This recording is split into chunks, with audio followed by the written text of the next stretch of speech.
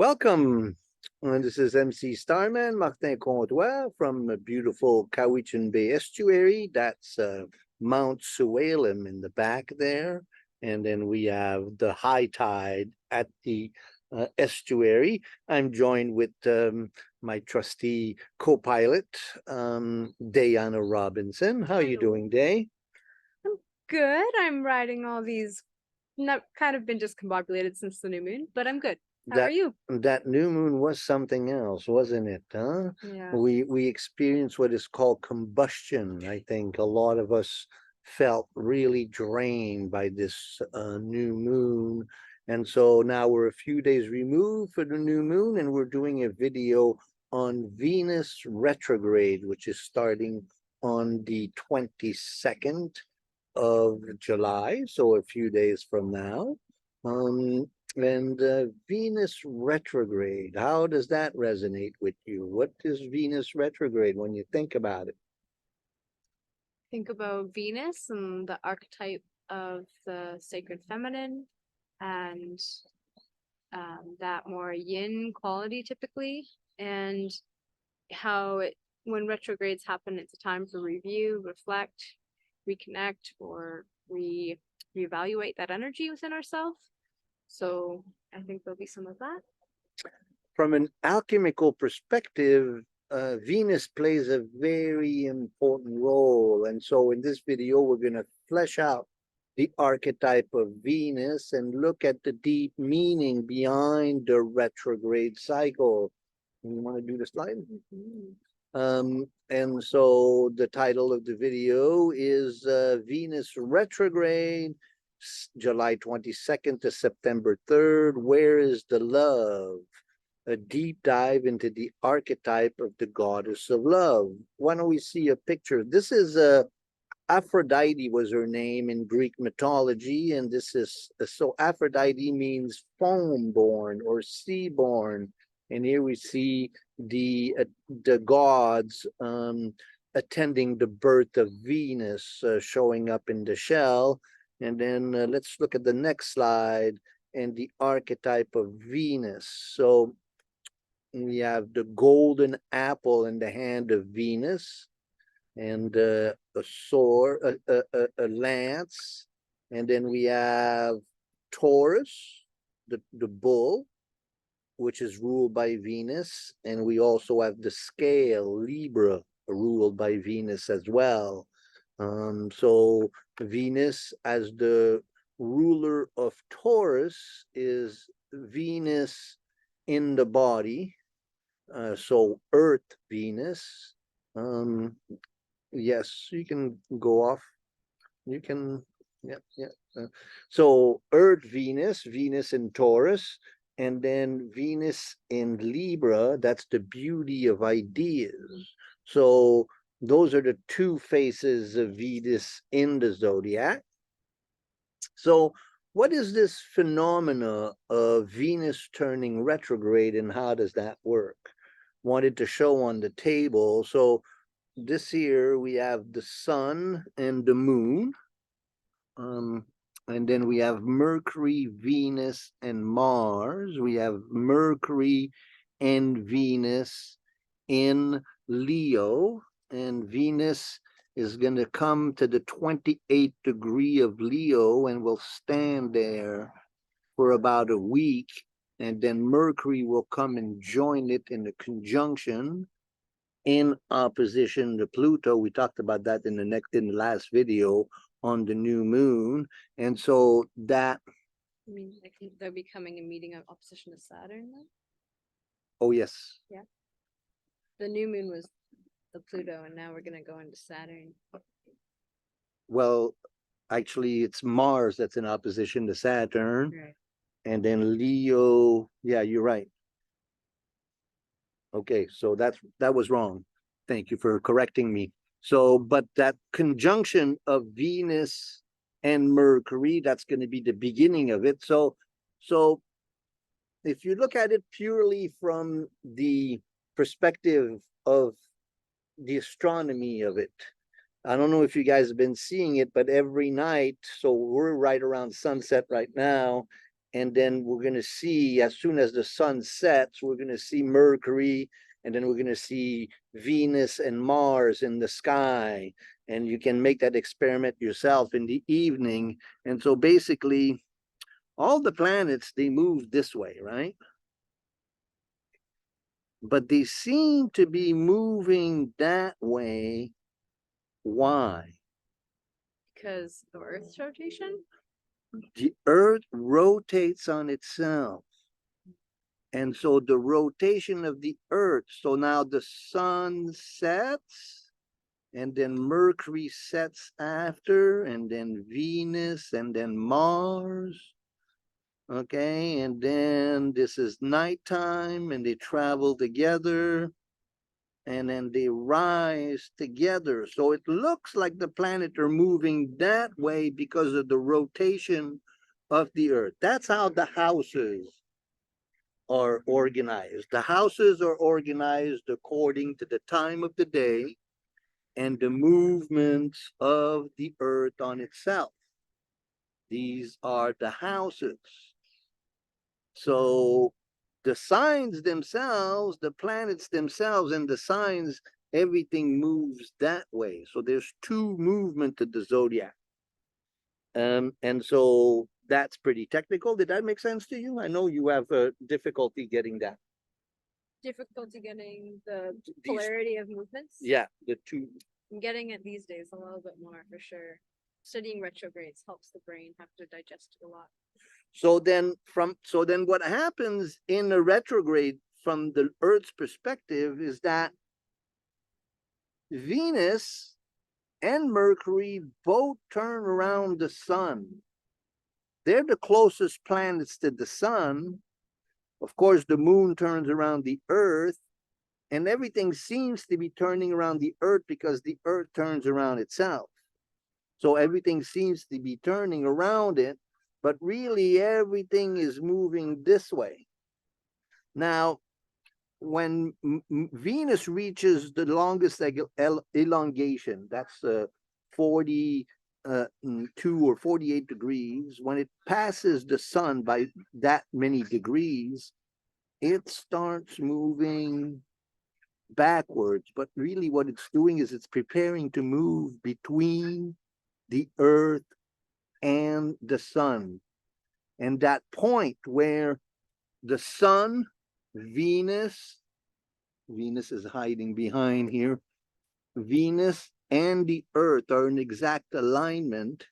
That's the conjunction of the sun and Venus, which is the midpoint of the retrograde cycle. From then on, Venus becomes a morning star. Before that, she is the evening star. And those are the two faces of Venus.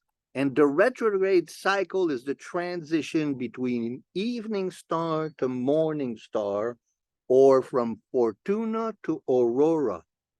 And so these are the faces of Venus, and Venus expresses itself differently and why don't we show the pictures of that?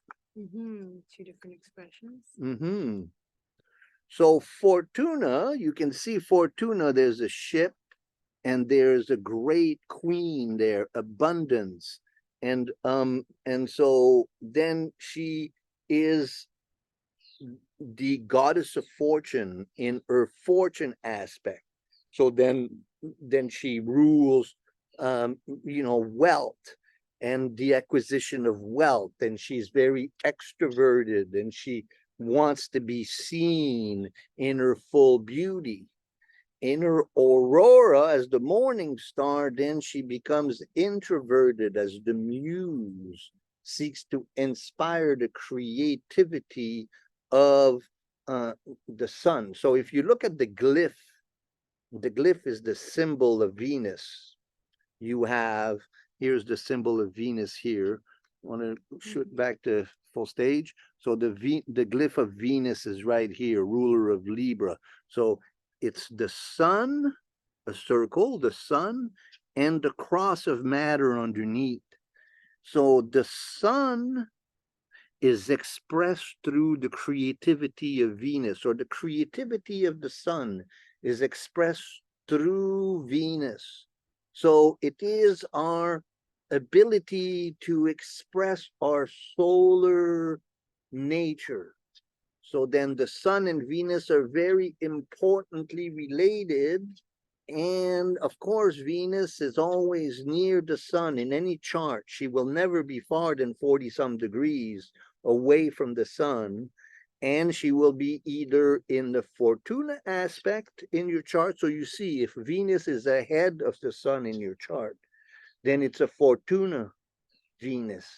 And then if it's behind the chart, it's an Aurora. Behind the sun. Yeah, behind in the movement, so, and then she's in the Aurora, and then if she's moving retrograde, then she's in that stage between going from Fortuna to Aurora. All of these will have a lot to say with how you express the solar creativity, but also your position in the world and how you accumulate wealth and your ease of living and the beauty and the class, all of the Venusian traits that make life beautiful and comfortable. So where Venus is in your chart, all of that will be expressed. Does that make sense? Yeah, it does. Makes a lot more sense this time than before. Heard you explain it before, and this time I had a more reflect. It clicked. Mhm. You got any questions? How are we doing? I think we're doing good. A funny, neat thing I've been studying with this Venus retrograde is how Venus goes retrograde for 40 days and 40 nights always, which I think is interesting. And it's neat how that's not far off from how many degrees it is from the sun, which I find interesting too. Where is your Venus? I have Venus in Pisces, and my Venus is slightly ahead of the sun. So then it's a very, I like to put my Venus out there in the front of everybody, in everybody's face. And so and then Venus in Pisces is a very, it's a Mother Teresa kind of love, Liz Green says. So it's big presence there. What does Venus in Leo feel like? And Venus in Leo is in Leo from beginning of June to the beginning of September. So that's a big Venus in Leo time. It's even till October. So it's like July, August, September. So it's 4 months. It's a long time. And so what does Venus in Leo feel like to you? Venus in Leo. Venus, like as you're describing with the symbol of it being like spirit and the cross of matter, reminds me a lot of Leo's essence too. So even though Venus might be more feminine and Leo is a masculine sign, I feel like they have a lot in common. And I guess that also comes back to Leo being ruled by the sun. And so the relationship of Venus and the sun is so mutually beneficial. And so when it's in Leo, I see there's a lot of potential for growth and expression and new ways of expressing the heart. The Leo, Venus being like how to share your wealth or accumulate wealth and have wealth, and Leo being how to shine and share that and use the mind and the heart to express. Sounds like it could be a very playful time, and also maybe a lot of energy put on relationships. A necessity to really be, and again, when Venus is in her Fortuna aspect, she wants to be seen.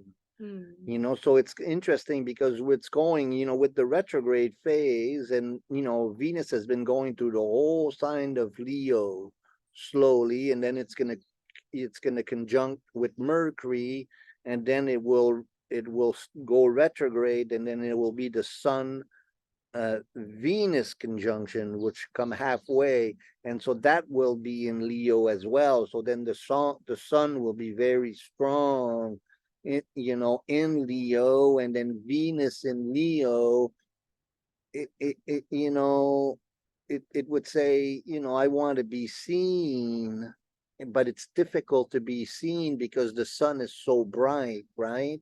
So there's that combustion that comes when a planet is very close to the sun. So in that sense, in that way, the craving of being seen, but also the Venus turning retrograde and moving backward. So, and then moving towards the Aurora phase, there's an introversion, you know. I was doing a reading with a friend today, and, you know, the friend was saying, I just want to be seen by others. Well, if you don't see yourself, then how will others see you? And the necessity to learn to, and that's what the Venus in her Aurora phase, it's a self-nurturing, it's a, it's a very introverted Venus, you know, that this is a priestess-like or you know, very shy and reserved, and take your time for yourself and nurture yourself. You know, there's something very attractive about somebody who takes time to nurture themselves. You know, they appear to be very nurturing to others as well because they know how to nurture themselves.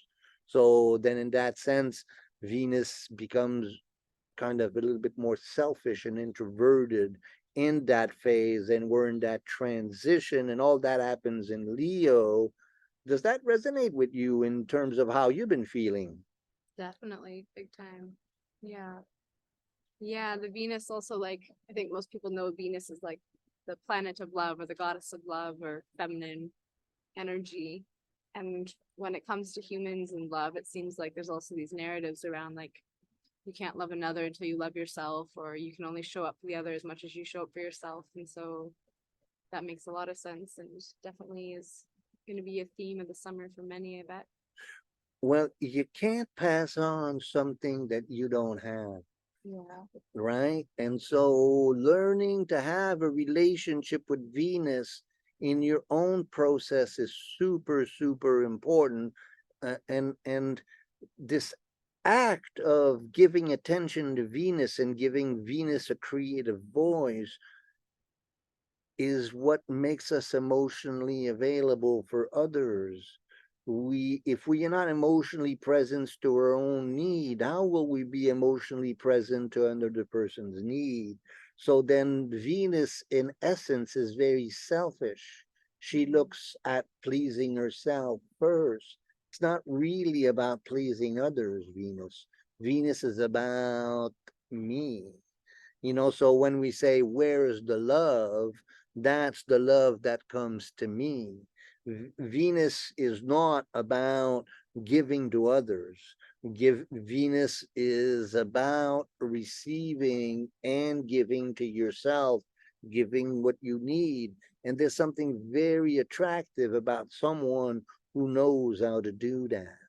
And there's something very energetically wrong with someone who seeks to please others so that he can find value in himself.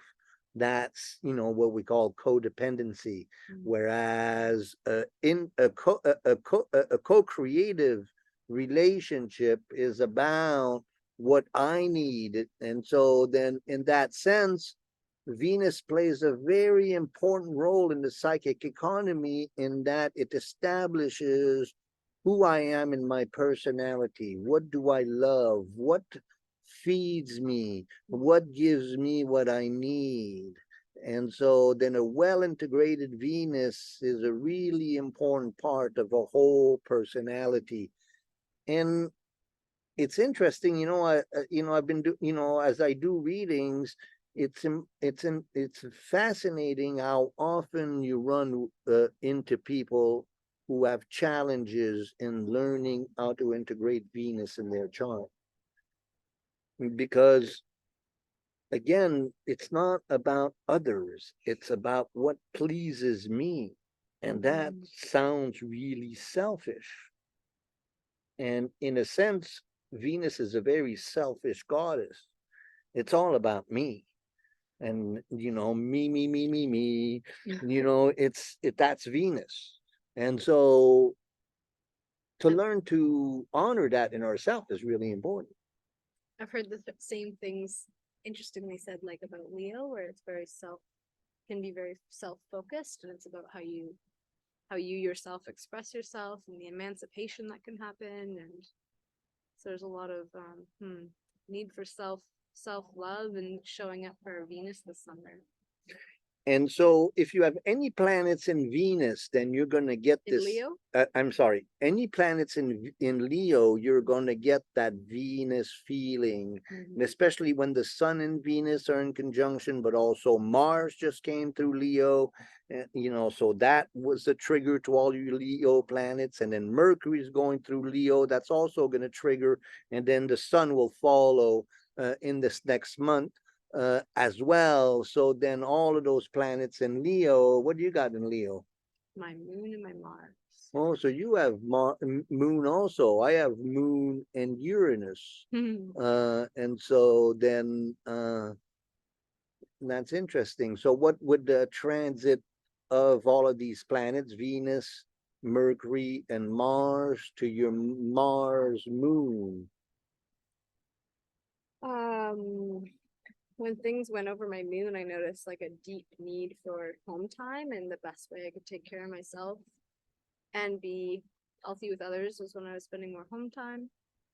And then I wonder if it's also partly because it's in my 9th house, but there's been a spiritual faith reevaluation time. And then my Mars rules my chart. So if the Venus hits it, every summer feels like a need for taking care of myself. And I drive to finally do it. but also a need to be seen, huh? And yes, to be seen as a nurturing person, to be seen in one's nurturing. For me, I have moon Uranus conjunction, so my moon always wants to be bringing enlightenment to others, so it's like it becomes and wanting to be seen as that. Leo has a bad rep for being egocentric or really in your face, but it's just because Leo wants so bad to do the right thing that sometimes he overdoes it. We just so badly want to be what it is that we are, that we forget that there are other more sensitive natures around. And so shining your light into the world is really important. That reminds me of the tarot card that's connected with Leo is strength. And some of the beautiful qualities of Leo is this like strength and courage. But then, as you said, it can be overwhelming, which again is like the sun. When anything hits the sun, it gets combusted. So we had another picture. So I guess the question that would come next really is, how do we activate or integrate the Venus in our chart? What are the tools that we have to get this integration, this kind of Venusian? Because it's a very important part of who we are, knowing what we like and what pleases us. And it makes it very clear to our lovers if we know what it is that we want.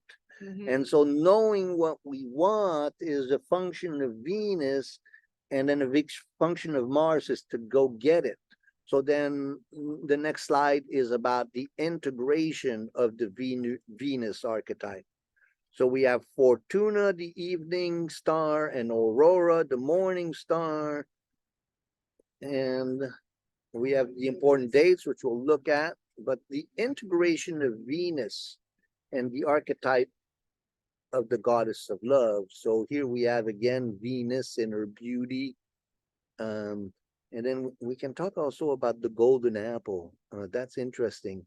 But so personal practices and integrations tools. So Venus wants to be seen and she wants to be given a voice. So in my own practice, I've been doing the artist way, and you've been in the artist way for a while yourself. Yeah. The morning pages is a way of expressing our Venusian needs. The dream journal, connecting with your dreams, is another way. Then active imagination. What is active imagination? Letting your mind imagine things. I don't. Active How do you describe imagination, that that? that was kind of a trap, isn't it? Yeah. Active imagination is a Jungian concept. Right. Active imagination is about giving free rein to your imagination to express what is unconscious in your process, so that you make art to uncover what is not being seen in your process.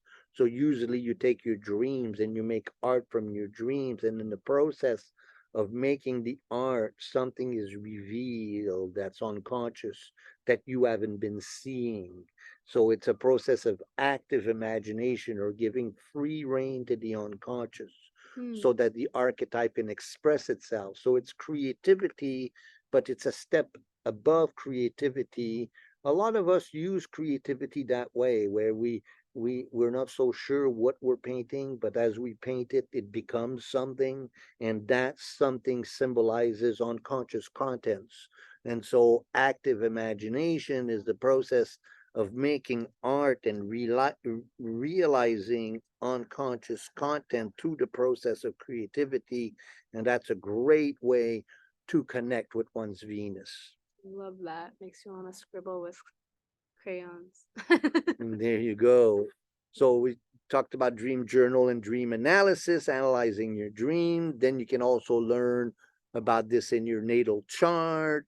And then there's a part of Venus which I think is really important, that is kind of the soul or the inner voice, and so to learn to pray and to offer rituals. I advise, for those who have a hard time really integrating Venus, I advise people to do a shrine for Venus, and to offer prayers, and to write poetry, and to write songs to her, to get her to reveal her gift, because a sign of a well integrated Venus is a sense of joy.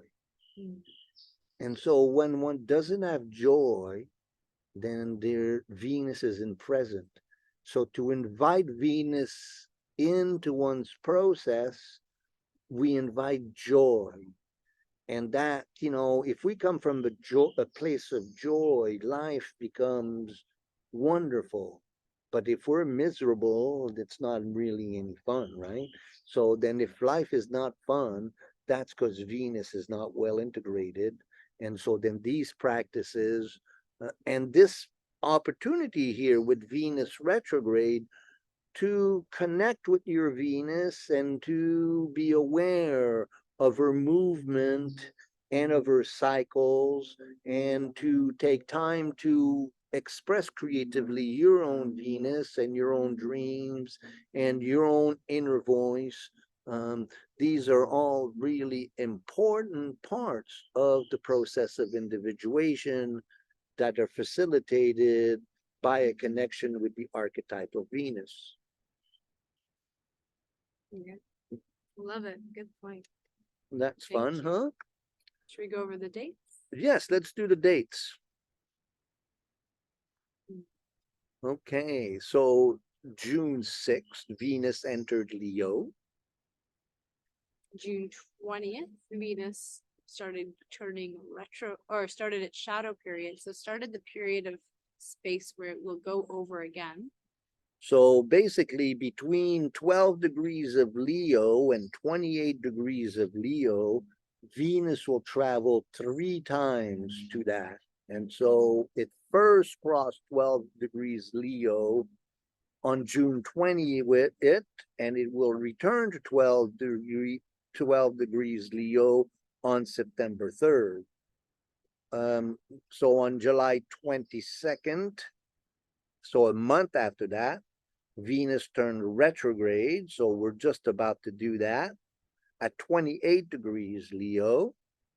And then not even so 3 weeks later, on August 13th, Venus will conjunct the sun, and that's that combustion piece we were talking about. At 21 degrees. This is the key point in the cycle, and this is where Venus gets its instruction from the sun. So what is the sun seeking to communicate? And again, the archetype of the sun is what I seek to shine into the world. And Venus is the tool in which we use to shine our light into the world. It's the key or the magnifying glasses that allows us to shine our light into the world. So then that August 13th is a really important date to remember. Then August 22nd, then we're going to have Mercury and Venus moving retrograde together. And then September 3rd, station retrograde, direct. So it start moving direct again. On September 6th, the sun does another conjunction with Mercury at 14 degrees of Virgo. So that's another really important time to keep track of. And then we'll do a video on the Mercury retrograde as well. Then on the 14th, Mercury turns direct. On October 7, Venus comes to 28 degrees of Leo. And on October 10th, Venus enters Virgo. So that's the Venus in Leo cycle. Keep track of these dates and deepen your meditation on the Venus archetype. Take a look at where Venus is in your chart and see what planets it makes angles to and what the relationship with this current Venus is to your own Venus. All of this dialogue and all of this work is tremendously valuable in your own personal growth. And if you felt really called, you could always come to the Martin for some more support. I know sometimes there's points or aspects in the stars I feel personally really called to, and then doing chart readings can be really helpful in realizing this could be a point to do a lot of spirit and mental work around. Yeah. That's beautiful. That's beautiful. So let's show everybody this beautiful sunset that we're going through. We have beautiful Mount Sualem overlooking the Cowichan Bay estuary. We have the Coxsala River and the Cowichan River joining the ocean here, and we have high tide and herons and eagles, and I don't know if you were lucky enough to see some of the hummingbirds come through the screen, but we call our place here La Maison des Colibris, or the House of the Hummingbirds. That was fun. Did you like this video? Yeah, for sure. How about you? It moves pretty smooth, and I think we covered all the ground pretty well, huh? I think we covered all the ground, yeah. Let us know what you think, and if you have any questions. We're up to 737 subscribers. In YouTube terms, they start taking you seriously when you reach 1,000. So we're really coming close to a big threshold. We so appreciate your support. Please share and tell your friends, and continue to support. And we'll be here till next time. Whoop, whoop, whoop. Well, you went interesting ending there. Yeah, I thought you were gonna. You want to tell them? A little goodbye spiel. Promo. Okay, I'm Martin Comtois, Astrology, Dreams, and Individuation. You can contact me at spiritofthetimes108@gmail.com. I do Facebook as well, and then the Healer and the Dreamer Astrology on YouTube, and the website as well. And then we got Day by Day Healing, Diana Robinson. Diana is a storehouse of great information about healing and astrology. And so reach out to us if you need support. So nice to see you. We'll see you next time. Thank you, Diana. Yeah, no, thank you, Martin. Bye for now. Happy summer, everyone. Whoop, whoop.